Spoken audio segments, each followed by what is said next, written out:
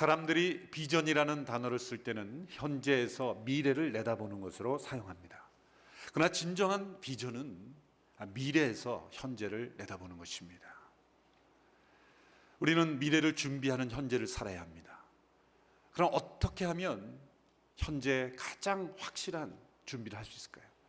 그래서 확실히 이루어질, 확실히 임할 미래를 현재 준비할 때 진정 미래에서 현재를 준비하게 되는 것이죠. 사람들은 미래 예측에 참 관심이 많습니다. 조금이라도 미래를 더 빨리 알아야 성공할 수 있다고 생각하기 때문이죠.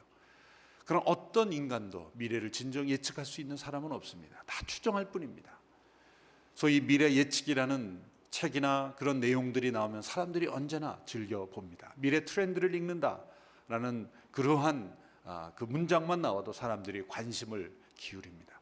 그러나 진정한 예측은 없습니다. 사람들이 미래학자다, 미래 예측이다라는 거 보면 현재 이루어지는 것을 가지고 토대로 해서 현재 이루어지는 것을 토대로 해서 예측하는 거지, 정말 현재가 아닌 다가오는 미래를 예측하는 사람은 한 사람도 없습니다.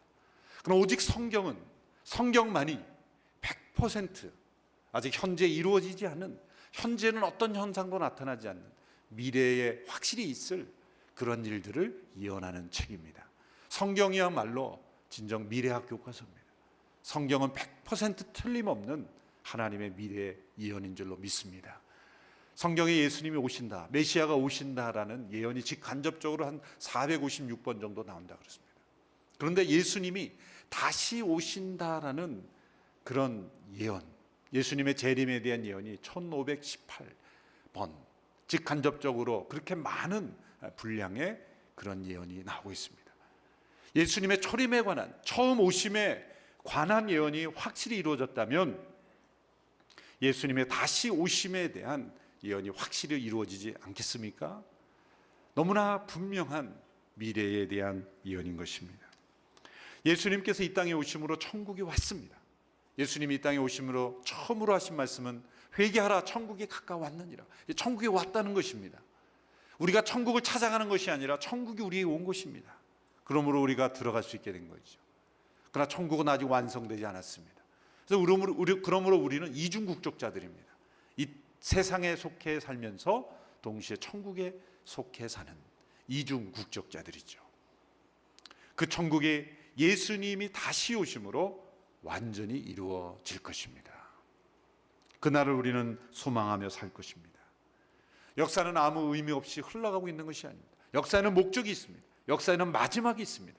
이 역사의 마지막이 천국이 이루어질 것을 하나님은 이 역사를 움직여가고 있는 것입니다. 예수님이 처음 오셨을 때 예수님은 구유에 오셨습니다. 예수님이 다시 오실 때는 구름 타고 오실 것입니다. 예수님이 처음 오셨을 때는 가시면류관을 쓰고 고난을 받으셨습니다. 그러나 다시 오실 때는 영광의 면류관을 쓰시고 그리고 능력과 큰 영광 가운데 임하실 것입니다. 예수님이 처음 오셨을 때 사람들은 그를 멸시했습니다. 그러나 예수님이 다시 오실 때 사람들은 예수님을 기이 여길 것입니다. 예수님이 처음 오셨을 때는 소수의 사람들에게만 알리셨습니다. 그러나 예수님이 다시 오실 때는 번개가 이쪽에서 치면 저쪽에서 볼 수 있듯이 모든 사람들이 볼 수 있도록, 모든 사람들이 알 수 있도록 그렇게 오신다고 말씀하고 있습니다. 예수님이 오셨을 때는 그 예수님의 처음 오심이 BC와 AD 역사의 정가운데를 구분시켰습니다. 그러나 예수님이 다시 오실 때는 역사의 마지막이 될 것입니다. 오늘 스가랴 14장 이 마지막 예언의 절정은 바로 예수님께서 다시 오셔서 역사의 끝이 올 것을 말씀하고 있습니다. 모든 예언의 마지막 성취입니다. 우리의 믿음의 절정입니다.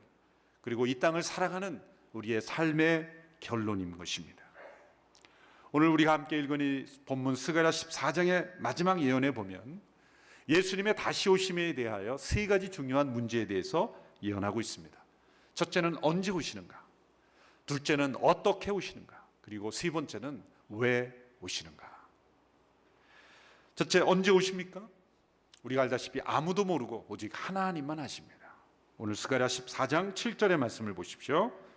같이 읽습니다. 시작. 그날이 언제 올지 여호와께서만 아신다. 예수님 자신도 모르신다 그랬죠. 마태복음 24장 36절에 보면 그 날짜와 그 시각은 아무도 모른다. 하늘의 천사들도 모르고 아들도 모른다. 오직 아버지만 아신다. 여러분도 한 번쯤은 들어보셨을 겁니다. 예수님이 언제 재림하신다. 구체적인 날짜, 시간까지 이야기한 사람들이 역사적으로 보면 수십 명 있었어요. 우리나라뿐만 아니라 전 세계적으로 수십 명 있었지만 다 그냥 지나갔어요. 다 예수님이 아니라고 말씀하신, 분명히 아니라고 말씀하신 것들이죠. 언제 오신다라고 말하는 사람은 분명히 하나님의 그 말씀에 위배되는 것이고 거짓 예언자이고 사람들을 기만하는 것입니다. 하나님을 반역하는 거죠. 아무도 모른다. 예수님 당신도 모르신다. 오직 성부 하나님만 아신다. 그것을 어찌 인간이 알 수 있겠습니까? 하나님께서 왜 예수님도 모르시게 다시 오시는 날을 알려주지 않으셨을까요? 그런 생각 해볼 수 있지 않습니까? 언제 오신다고 말씀해 주시면 더 사람들이 확실히 예수님을 믿지 않을까? 사실은 그렇지 않습니다. 언제 오실지를 알려주면 확실히 믿으면 그렇게 하시겠죠. 분명히 사람들은 그 예수님의 재림을 이용해서 비즈니스를 만들 거예요. 이른바 재림 산업이 발달할 거예요. 이 2002년도인가 타임즈에 보면 이 성경과 종말 예언에 관해서 집중적으로 다뤘던 때가 있었습니다. 그때 보면 미국에 가장 많이 팔린 소설 중에 하나가 Left Behind라고 그 팀 라헤이라는 목사님과 또 한 분이 쓴 책인데 5천만 권 이상 팔렸죠. 종말에 관한 겁니다. 종말에 관한 소설이죠. 예수님이 언제 오신다라는 구체적인 날짜가 몰라도 이 종말을 주제로 한 것은 지금도 비즈니스가 된다는 거죠. 사람들이 그렇게 관심이 많이 있다는 거예요. 언제 오신다는 걸 가르쳐주면 더 확실히 믿겠습니까? 아닙니다. 노아의 홍수 때를 보십시오. 여러분, 노아가 어려웠던 것은 산에다가 방주를 짓는 것보다 더 어려웠던 건 언제 비가 올지 가르쳐주지 않았다는 거죠. 그러면 언제 비가 올지를 가르쳐주면 사람들이 방주로 들어올까요? 아닙니다. 성경에 보면 비가 내리기 시작한 때도 믿지 않았다는 거예요. 비가 막 오고 있는데도 노아의 말을 믿지 않았다는 거죠. 농담으로 여겼다는 거예요. 그러므로 언제 다시 올지를 가르쳐주면 사람들이 믿을 것 같습니까? 아닙니다. 오히려 더 농담으로 여기고 더 거짓으로 여긴다는 거죠. 그러나 하나님은 언제인지 구체적으로 날짜는 가르쳐주지 않았지만 징조는 예수님께서 가르쳐주셨죠. 마태복음 24장에서 25장까지 보면 그 징조들을 분명히 말씀해 주셨어요. 곳곳에 전쟁과 기근이 일어날 것이다. 사람들의 사랑이 식어질 것이다. 그리고 반역이 이루어질 것이다. 거짓 예언자들이 많이 일어날 것이다. 그리고 복음이 온 세상에 전파될 것이다. 지금 얼마나 많은 선교사님들이 전 세계에 파송돼서 복음을 전하고 있습니까? 얼마나 많은 사람들의 사랑이 식어지고 있습니까? 얼마나 많은 거짓 예언자들이 있습니까? 얼마나 많은 전쟁과 기근이 도처에서 일어나고 있습니까? 이런 징조들을 보면 예수님이 다시 오실 날이 임박한 것은 분명합니다. 분명합니다. 우리는 예수님의 다시 오심을 날마다 사모하며 살아가야 될 줄로 믿습니다. 그런데 데살로니가 전서를 보면 심지어 그 신약 시대 사람들도 예수님의 다시 오심이 왜 이렇게 더딘가라고 질문했다는 거죠. 그래서 안 오시는 것이 아니냐 그렇게 사람들이 주장하는 사람도 있었다는 거죠. 그때에 데살로니가 전서에 이런 말씀을 주셨어요. 주께서 오시는 것이 더딘 것이 아니라 하나님이 오래 참으시는 것이다.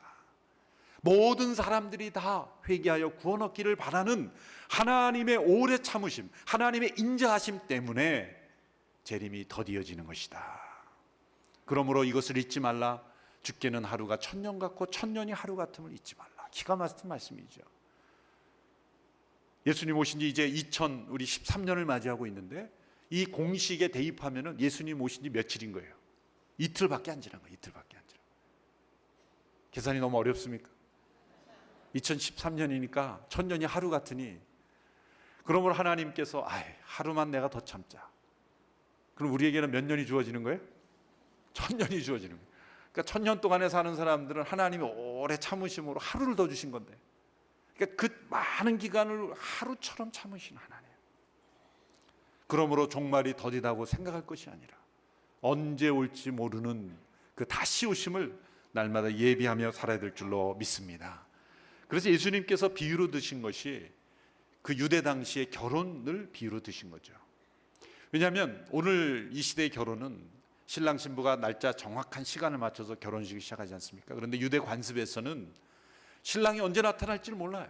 신부가 신랑을 기다리는 거예요. 참 오늘 이 시대에 태어난 여성들 정말 축하드립니다. 유대 사회의 신부들은 언제 신랑이 나타날지 모르고 그냥 하염없이 그 신랑을 기다리는 거예요. 신랑이 나타날 때 그 기쁨, 그 놀람을 경험하려고 하는 건지 여자를 무시하는 건지 모르겠지만 어쨌든 신부가 신랑을 기다리는 거예요. 그래서 비유 보면 열처녀 비유라는 것도 나오죠.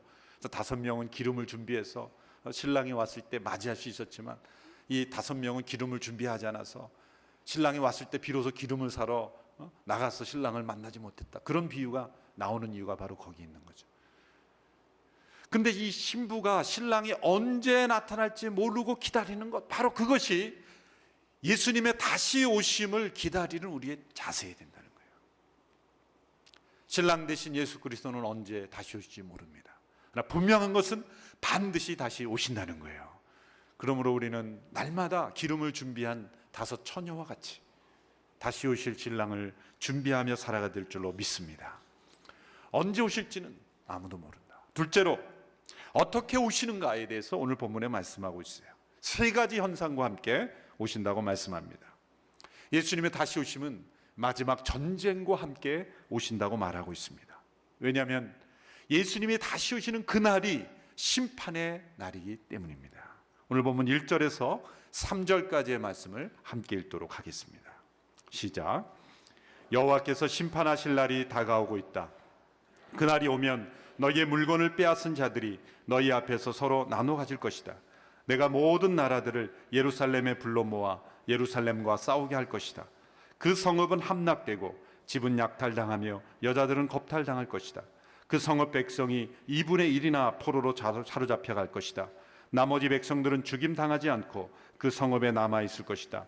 그때 여호와께서 나가셔서 마치 전쟁하는 날에 싸우듯이 그 나라들과 싸울 것이다. 본문 1절에서 3절까지 보면 예루살렘을 둘러싼 큰 전쟁이 일어날 것을 예언하고 있습니다. 열국을 예루살렘에 불러 예루살렘과 싸우게 하실 것이다. 하나님의 심판은 하나님의 백성들로부터 시작된다는 거예요. 마지막 때의 심판은 하나님의 교회로부터 시작된다는 거예요. 그러므로 열국이 예루살렘과 싸우는 장면으로 묘사된 이 마지막 때에 일어날 심판의 모습, 하나님께서 왜 마지막 때에 하나님의 교회, 하나님의 백성들을 먼저 심판하시는 걸까요? 그것은 알곡과 가라지를 구별하기 위함입니다. 양과 염소를 구별하기 위함입니다. 하나님의 백성과 하나님의 백성 아닌 자들을 먼저 구별하는 것입니다. 여러분, 교회에 등록 서류를 제출했다고 안심하지 마십시오. 내 안에 과연 그리스도 안에가 있는가? 내가 그리스도를 믿는 진정한 믿음 가운데 있는가가 중요한 것입니다. 교회 멤버십으로 구원받는 것이 아닙니다. 예수 그리스도를 나의 주, 나의 하나님으로 영접한 사람들이 구원 얻는 것입니다. 조직교회에 속했다고 구원받는 것이 아닙니다. 보이지 않는 하나님의 교회의 백성이 되어야 하는 거죠. 그것을 구별하기 위해서 그때가 되면, 그 환난의 때가 되면 진정한 믿음을 가진 자와 믿음이 없는 자가 구별되기 때문에 마지막 때에 배교가 일어납니다. 겉으로 볼 때는 다 크리스찬이었고 하나님의 백성들이었지만 이 큰 환난 가운데 일어날 때 진정한 믿음이 있는 자와 믿음이 없는 자가 구별될 것입니다. 이 마지막 시련의 때, 환난의 때, 우리가 살아있을 동안에 이런 환난이 있을지라도 결코 변치 않는 믿음으로 구원받는 우리 모두가 되기를 주님의 이름으로 축원합니다. 그러나 이런 하나님의 백성들뿐만 아니라 이 하나님의 백성들과 싸운 이 열국들을 하나님께서 심판하시는 마지막 심판의 전쟁을 말씀하고 있습니다. 마치 요한계시록을 읽는 것과 같습니다. 요한계시록에서는 이 전쟁을 아마겟돈에서 열방의 왕들을 집결시켜 하나님의 마지막 7대접의 진노를 쏟아붓는 것으로 표현하고 있죠. 요한계시록 16장 17절의 말씀을 보십시오. 제가 읽겠습니다. 새 영은 히브리 말로 아마겟돈이라는 곳으로 왕들을 집결시켰습니다. 일곱 번째 천사가 그의 대접을 공중에 쏟았습니다. 그러나 성전 보좌에서 다 끝났다라는 큰 음성이 들려왔습니다. 다 끝났다. 하나님의 이 심판이 7대접으로 이루어지는데, 7번 그 대접이, 진노의 대접이 쏟아지는데 마지막 7대접이 쏟아짐으로 다 심판이 끝났다. 이 마지막 전쟁, 아마겟돈이라는 곳에서 이루어진다고 하는 이 심판을 설명하고 있는 것입니다. 이렇게 예수님의 다시 오심은 마지막 전쟁, 큰 심판의 전쟁과 함께 하나님이 싸우는 자가 되셔서 하나님을 대적하는 모든 세력들을 하나님께서 싸우시는, 전쟁하시는, 심판하시는 그러한 모습과 함께 오십니다. 또한 예수님의 다시 오심은 이 자연의 대격변, 큰 변화와 함께 오신다고 말씀하고 있습니다. 오늘 본문 6절에서 8절의 말씀입니다. 같이 읽겠습니다. 시작. 그날이 오면 빛이 없을 것이고 빛나는 것들 곧 해와 별이 없어질 것이다. 그날이 언제 올지 여호와께서만 아신다. 그날은 낮이 따로 없고 밤도 따로 없으나 언제나 밝고 저녁이 돼도 오히려 밝을 것이다. 그날이 오면 생수가 예루살렘에서 흘러나와서 2분의 1은 동쪽 바다로 흘러가고 2분의 1은 서쪽 바다로 흘러갈 것이다. 여름에도 흐르고 겨울에도 흐를 것이다. 마치 요한계시록 22장을 보는 것과 같습니다. 새하늘과 새 땅이 도래할 것이다. 예수님이 다시 오심으로 새하늘과 새 땅이 도래할 것인데 그때는 빛이 없어질 것이다. 이 땅에서의 빛은 어둠이 함께 있습니다. 그러나 그때의 빛은 어둠이 없는 완전한 빛. 이 세상의 가장 강렬한 빛 가운데도 어둠은 있습니다. 그러나 이때는 빛이 없는 거죠. 그러므로 해와 달과 별도 필요가 없는 거예요. 왜? 하나님이 친히 빛이 되시기 때문이다. 요한계시록 22장 5절에 그렇게 되어 있죠. 다시는 밤이 없겠고 그들은 주 하나님께서 그들을 비추심으로 등불이나 햇빛이 필요하지 않을 것입니다. 그들은 영원히 통치할 것입니다. 하나님이 친히 빛이 되시는 그런 놀라운 변화가 새하늘과 새 땅과 함께 임할 것이다. 또 하나의 표현은 생수가 예루살렘에서 흘러나와 동서로 흘러서 여름에도 흐르고 겨울에도 흐르는, 계절과 상관없이 흐르는, 요한계시록 22장에 보면 이 생수의 강이 흘러넘쳐서 에덴이 회복되는 모습을 보여주는 거죠. 그리고 그 물이 흐르는 곳마다 모든 나무가 살아나고 만물이 소생하게 되는 그런 놀라운 변화가 이 생수로 표현되고 있는 것이죠. 새하늘과 새 땅의 짧은 그 단면만을 보는 거예요. 우리가 이해할 수 있는 언어의 수준만큼으로만 표현되고 있는 것이죠. 놀라운 이 대격변, 대변화와 함께 예수님은 다시 오실 것입니다. 새하늘과 새 땅을 창조하신 분으로 다시 오실 것입니다.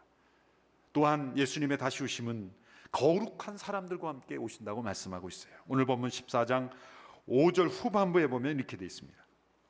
그때 내 하나님 여호와께서 오실 것이며 모든 거룩한 사람들이 주와 함께 올 것이다. 예수님은 다시 오실 때 앞서간 모든 성도들과 함께 오신다는 거죠. 데살로니가전서 4장 16절 17절에도 동일한 맥락의 말씀이 있습니다. 같이 한번 읽어보겠습니다. 시작.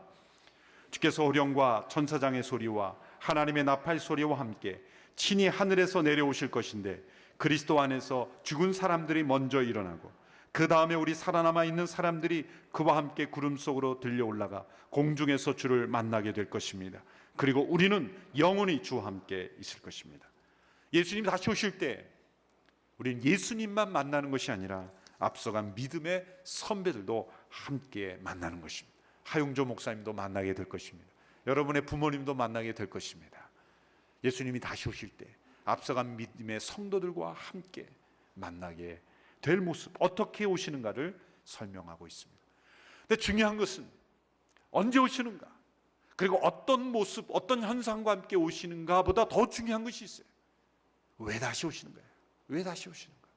그것이 9절의 말씀에 기록되어 있습니다. 이 9절 말씀이 오늘 스가랴 14장의 하이라이트고 스가랴서 전체에서 가장 중요한 말씀입니다. 동그라미 쳐놓고 밑줄 쳐놓으시고 이 9절을 깊이 묵상할 수 있게 되길 바랍니다. 9절 말씀 우리 같이 읽습니다. 시작. 그날이 오면 여호와께서 온 세상의 왕이 되시며 오직 여호와만 홀로 주가 될 것이다. 오직 한 분이신 그분의 이름만이 섬김 받으실 것이다. 이것이 다시 오시는 목적이에요. 언제 오시느냐, 어떤 모습으로 오느냐, 그건 가보면 아는 거예요. 그러나 왜 오시는가가 중요한 거예요. 왜 오시는가? 왜 다시 오십니까? 역사의 왕이 누구신가를 보여주시기 위해서. 이 땅을 살아가며 우리는 역사의 왕이 하나님이시는 걸 잊어버리고 살고 있는 거예요. 진정한 주권이 하나님께 있다는 걸 우리 잊고 살고 있는 거예요. 그래서 하나님을 예배하지 않습니다. 예배란 무엇입니까? 역사의 왕이 하나님이시라고 고백하는 거예요. 내 인생의 주인이 하나님이심을 고백하는 거예요. 역사의 종말이 있고 역사의 심판이 있다는 것을 인정하는 것이 예배입니다. 그러나 이 땅에서 하나님을 예배하는 자들이 있고 하나님을 대적하는 자들이 있어요. 근데 스가랴서 10절 이하에 보면은 하나님을 대적하였던 사람들조차도, 오늘 본문에 보면 이집트, 애굽 사람들을 대표로 하고 있는데 그들도 하나님을 예배하게 될 것이다. 왜? 너무나 이 분명한 상황 속에서 다시 오실 그 하나님을 예배하게 될 것이다. 만약에 하나님을 예배하지 않으면 그들은 살아남을 수 없는 거예요. 여러분, 이 땅에서는, 이 역사 속에서는 하나님을 예배하지 않아도 하나님이 은혜로 지금 허용해 주시는 거예요. 심판의 날이 오기 전까지는 하나님을 예배하지 않아도 하나님이 은혜로 기다려 주시는 거예요. 그러나 마지막 때가 되면 하나님을 예배하지 않는 자는 더 이상 용납되지 않는 시간이 온다는 거예요. 그래서 14장 16절 17절에 보면 이렇게 되어 있습니다. 그때 예루살렘을 치러 온 모든 나라들 가운데서 살아남은 사람들은 해마다 예루살렘으로 올라올 것이다. 그들은 거기서 만군의 여호와인 왕을 예배하고 초막절을 지낼 것이다. 이 땅의 어떤 백성이라도 예루살렘에 올라와서 만군의 여호와 되시는 왕을 예배하지 않으면 그들에게 비가 내리지 않을 것이다. 하나님의 축복을 거두신다는 거예요. 이 땅의 어떤 백성이라도 만군의 여호와를 예배하지 않으면, 홀로 예배 받으셔야 되는 그분을 이 땅에서 많은 사람들이 예배하지 않습니다. 그분을 섬기지 않습니다. 자신을 섬기고 우상을 섬기고 있습니다. 그러나 예수님이 다시 오심으로 이 역사의 진정한 왕이 누구신가, 홀로 예배를 받으시고 경배 받으시고 섬김을 받으셔야 될 분이 누구인가를 분명하게 보여주시기 위해서 그분은 다시 오신다는 것입니다. 그러므로 진정한 비전이란 무엇입니까? 역사의 진정한 왕이 다시 오실 날을 기억하고 오늘 우리가 예배자로 살아가는 것이 진정한 비전이에요. 진정한 미래를 준비하는 것입니다. 마지막으로 우리가 던져야 될 질문은 무엇입니까? 이렇게 분명히 다시 오실 예수 그리스도, 그분을 우리가 기대하며 어떻게 살아야 하는가? 저는 세 가지로 말씀드리고 싶습니다. 첫째로, 깨어 기도해야 된다고 말씀하고 있습니다. 베드로전서 4장 7절의 말씀 우리 한 목소리로 함께 읽겠습니다. 큰 목소리로 함께 읽습니다. 시작. 만물이 마지막이 가까워왔습니다. 그러므로 여러분은 정신을 차리고 깨어 기도하십시오. 여러분, 게으른 청지기는 주인이 언제 오느냐에 관심이 많아요. 왜? 주인이 올 날을 맞이해서 청소해야 되니까. 그렇죠? 그때까지는 놀다가 주인이 올 날을 알아야 충분히 놀다가 계산해서 일하죠. 그래서 미리 안 알려주는 거예요. 그렇게 할까 봐. 그러나 성실한 청지기는 주인이 언제 들이닥쳐도 자기 할 일을 하고 있는 거예요. 깨어있다는 건 그런 뜻이에요. 기도한다는 것은 다시 오실 그분과 매일매일 교제한다는 거예요. 그분의 임재를 의식한다는 거예요. 그분과 동행한다는 거예요. 깨어 기도하며 주님을 맞이할 수 있는 저희가 될 수 있게 되길 바랍니다. 주님이 언제 오시든, 심지어 우리가 자고 있을 때라도 주님을 만날 그때에 깨어서 기도하는 상태에서, 그래서 쉬지 말고 기도하라고 말씀하셨어요. 주님을 만나는 저와 여러분 되기를 축원합니다. 둘째로는 우리 자신을 정결하게 합니다. 요한일서 3장 2절 3절의 말씀을 보십시오. 우리 같이 한번 읽어보겠습니다. 시작. 사랑하는 여러분, 이제 우리는 하나님의 자녀들입니다. 우리가 어떻게 될지는 아직 모르지만 그리스도께서 나타나시면 우리도 그분과 같이 될 것임을 우리는 압니다. 우리가 그분을 있는 모습 그대로 볼 것이기 때문입니다. 누구든지 그분을 향해 이 소망을 가진 사람은 그분께서 정결하신 것처럼 자신을 정결하게 합니다.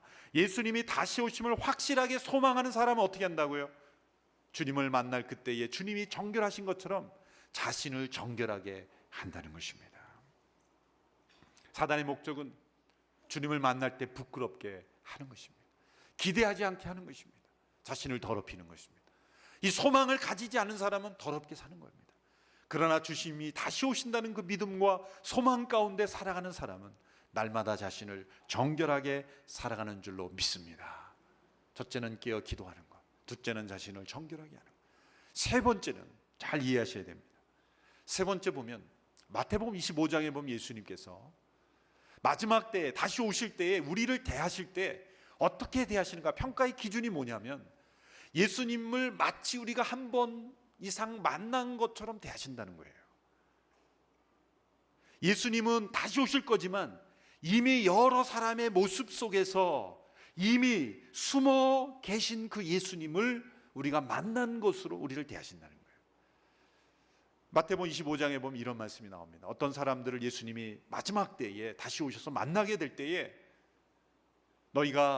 내가 헐벗을 때 너희가 나를 입혔고, 내가 굶주렸을 때 너희가 나를 먹였고, 내가 목마를 때 너희가 나를 마시게 했다. 그 사람들이 이렇게 질문하죠. 아니 예수님, 우리는 예수님 만난 적이 없는데요. 언제 우리가 예수님을 먹였고, 언제가 우리 예수님을 마셨고, 예수님은 2000년 전에 오셨고 저는 1950년대생인데요. 어떻게 예수님을 만났습니까? 너희 가운데 있는 지극히 연약한 자, 지극히 작은 자, 지극히 보잘것 없어 보이는 자에게 한 것이 곧 나에게 한 것이라. 예수님이 이 땅에 오셨고 지금은 승천하셔서 다시 오실 거지만 우리가 이 땅에 살아가는 동안에 우리가 만나는 연약한 사람들을 예수님은 그들과 자신을 동일시하신다는 거예요. 그들을 어떻게 대하는가에 따라서 마지막 때에 예수님이 당신을 어떻게 대접했는가를 그 기준으로 삼으신다는 거예요.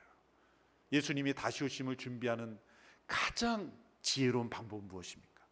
예수님이 자신과 동일시하는 헐벗은 자, 굶주린 자, 목마른 자에게 입히고 마시고 먹이는 것, 그것이 예수님을 만나는 가장 지혜로운 방법인 줄로 믿습니다. 부잣집에서 태어나 지위가 높은 집안에서 태어난 아시시의 프란체스코, 이분이 어느 날 말을 타고 외출을 하다가 문둥병자를 만난 거예요. 문둥병에 걸린 사람을 너무나 안타까워서 그 사람을 내려서 그 사람을 이렇게 허그해 줬다는 거예요. 놀랍게도 그 사람의 얼굴이 예수님의 얼굴로 바뀌었다는 거예요. 놀라운 기적의 간증을 하는 거죠. 로마의 군인이자 크리스천이었던 마틴이라는 사람이 있습니다. 이 마틴이라는 사람이 어느 날 구걸을 하는 한 거린을 만났어요. 근데 자기가 가진 수중에 돈이 없어서, 근데 너무 추운 날씨에 새파래진 그 사람을 보고 자신의 군복 외투를 찢어서, 반을 찢어서 그 사람에게 주었다는 거예요. 그날 밤 그가 꿈을 꿨습니다. 그런데 하늘에서 자신의 그 찢어진 그 반쪽 외투를 입고 계신 예수님을 본 거예요.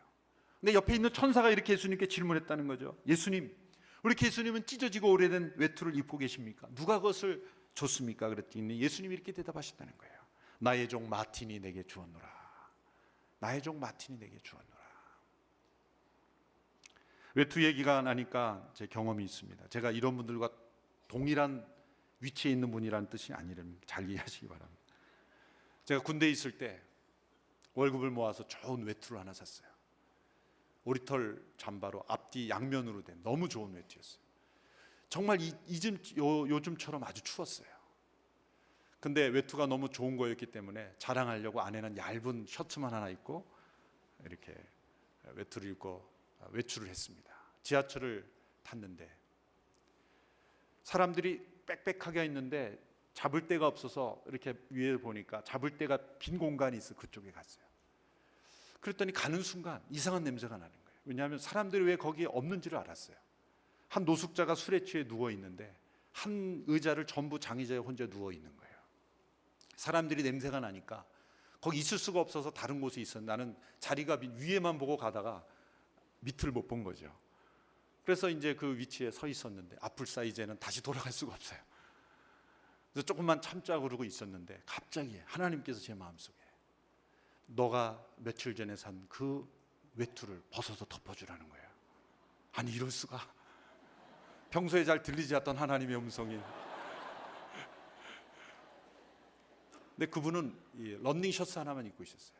네이만 입고 있었어요. 술에 취해서 완전히 온갖 냄새가 나고 있었어요. 너무나 추운 겨울이었어요. 너 빨리 옷을 벗어서 덮어주라.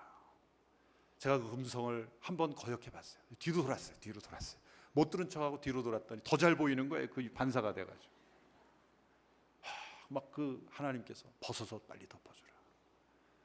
그래서 내리기 직전에 제가 벗어서 덮어주고 뛰어나왔습니다.